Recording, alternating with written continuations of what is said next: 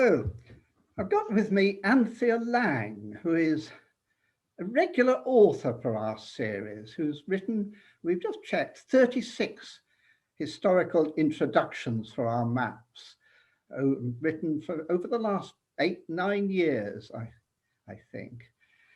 Hello, Anthea. Hello, Alan. What's your first reaction when I send you a map and say, would you please write the introduction for this? Well, sometimes you've given me a hint about which area, so I might already be initially very excited, or I might be looking at the envelope as it drops through the letterbox with a feeling of, do I really want to write this? Do I want to open this up? But usually I have to say I open the envelope with a feeling of excitement because nobody knows what is going to be on that map, and it's great fun. Just having a look and plotting and seeing what things are on and working out how many railway lines there are, so how high will be the level of my depression. Surely not depression, I mean, excitement and joy at having another railway to disentangle or... Well, you said it, disentangle is the word when it comes to railways. I think railway authors are born, not made. And I'm not a made railway author. I always reckon if I can do text on railways, my aim is to get nothing wrong. I think that's the way I approach it. That's a good ambition, I think. I think railways are one of these things, if you make a mistake, people will tell you about it. And yes, definitely. Are there any of the maps you've especially enjoyed writing for us? Well, yes. Funnily enough, one that I would never have said in the early days, when you first approached me about writing maps, writing text for you back in 2013 it was. I was very fixated on the Gateshead area because that was the area I've known. And you sort of threw in the conversation, you might like to do Sunderland. And I sort of visibly paled and went, I can't. Sunderland's not my area. Can't do Sunderland. And then I sort of got over that, I grew up a bit. And you sent me Roker. And I didn't know Roker at all, but I have a friend who lives there. So she took me on a walk around Roker. And, I absolutely loved that map. There were so many nice and quirky things. And I got so excited because she took me to a little tea room on the coast. And on the map, it was marked as GP, guidepost. And guideposts are good, but often you don't find them today. They're a thing like milestones, which, you remember in your youth, you used to see them all the time, but you don't often see them now. And there was this guidepost still there.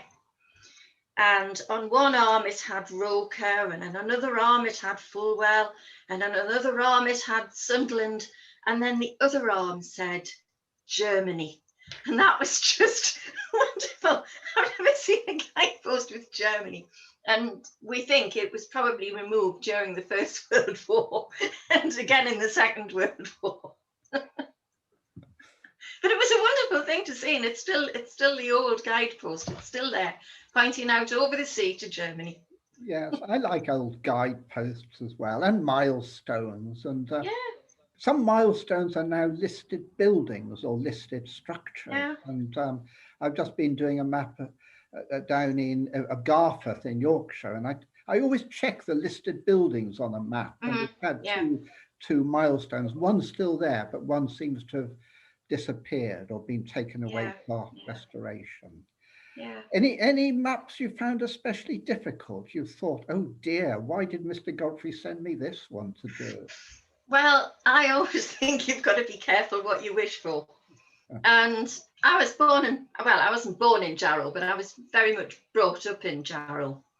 And I've always had you can never forget Jarrow. If you've ever lived or worked in the town, it never leaves you. And I think I once said, oh, I'd like to do Jarrow for you, Alan. That would be lovely. And he said, oh, right. Well, how about Moncton? And I thought, oh, yeah, Moncton's fine. I used to visit Moncton quite a lot. And I had a school friend who lived there. Easy, doddle. And then the map came. And there was the map. And in the middle of the map was a little area marked Moncton with not very much there. And there was nothing else on that map.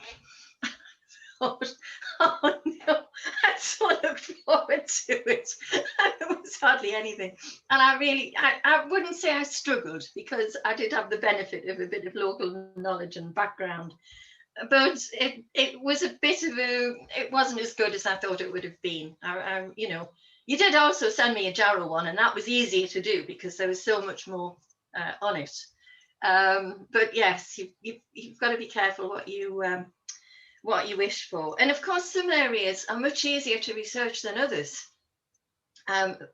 Forest Hall was a good example of one where there isn't a great deal written about that area. So you almost felt like you were, breaking new ground when you were going around looking at that. But yes, there's the two extremes. There's the ones that you absolutely love. Wall's End was another great one to do. I could have written 5 versions of the text that I wrote for you. I had so many words written for Wall's End. And again, not an area that I really knew. This was the Forest Hall map. I'll just show that. This is the one that. Yes, that's Forest Hall with the signal box on stilts. Quirky little signal. You see, I enjoyed it. That was a quirky thing that I understood. There's a great website called Disused Stations, and I love disused stations because they go into everything, But I did like that the signal box on stilts. That was good. Yes, at the moment you've just been writing about a new map for Gateshead Fell, and I know you always enjoy finding out about interesting people or quirky people who lived in an area. Did you find anything interesting there? Oh, this was another map I could have done. I could have written a book on this. Gateshead Fell's an interesting area because it's made up of lots of different sort of settlements, and one little bit on the map is an area called Windy Nook. And all I can say about Windy Nook is it's well named. It's high on a hill and it's a windy crossroads. Anyway, little Windy Nook, with its very strong community spirit, has been the site of a number of murders. And you think, oh, this is interesting, So in 1907, we had the Windy Nook Co-op murder, which was wouldn't have happened anywhere but Windy Nook. It just wouldn't. What happened was the Windy Nook Co-op, which was quite an early co-op in co-op times, had realised that meat was disappearing from their butchery department. Now, anywhere else, they would have called in the police. They would have got the local bobby on the beat and said, look, can you find the culprit? But Windy Nook being Windy Nook, it was seen very much as community spirit, and we need to find whoever's doing this, and we'll reason with him and tell him not to do it again. We'll not take it to the law. That's too much. So they set a midnight vigil. I mean, it's the stuff of Sherlock Holmes. It really is. There's all sorts of things when you read through the papers. They extinguished all the lights, and the door was locked by the manager from the outside, and they all lurked in different corners of the room, and they waited. And then they saw about 4 o'clock, the street lamp outside, the flame was extinguished, and they knew something was going to happen. And they waited, and then they heard the sound of a key turning in the lock. And one of them ran to the gas mantle and pulled the string so that the light went on. And they got this man. And they sort of got hold of him, but what they didn't know, fatal error, was that he had a gun. And within a few seconds, he'd killed one man, stone dead on the spot, and severely wounded another. And he eventually got got caught.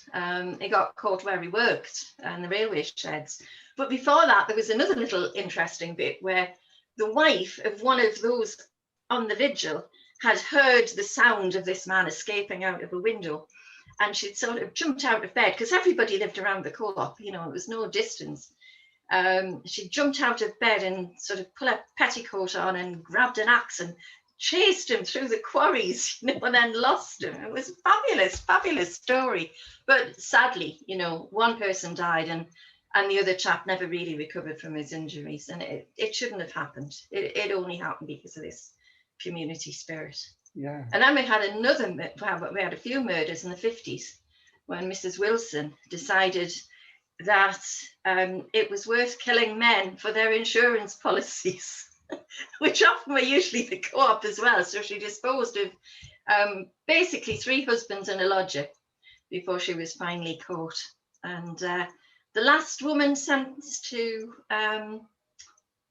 be hanged, but the sentence was commuted because of her age. She was well over retirement age.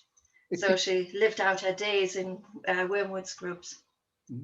It's one of the sort of odd situations, isn't it, for a historian? You find situations which are awful, and yet one's eyes light up because they're good to write about and good to read about. Readers, I mean, yes, I've just been writing about a place called Outwood near Wakefield, and I discovered that George Haigh, the acid bath murderer, yes, childhood there, and he didn't commit the murders there, but I've given him a very good paragraph in the notes. Oh yes.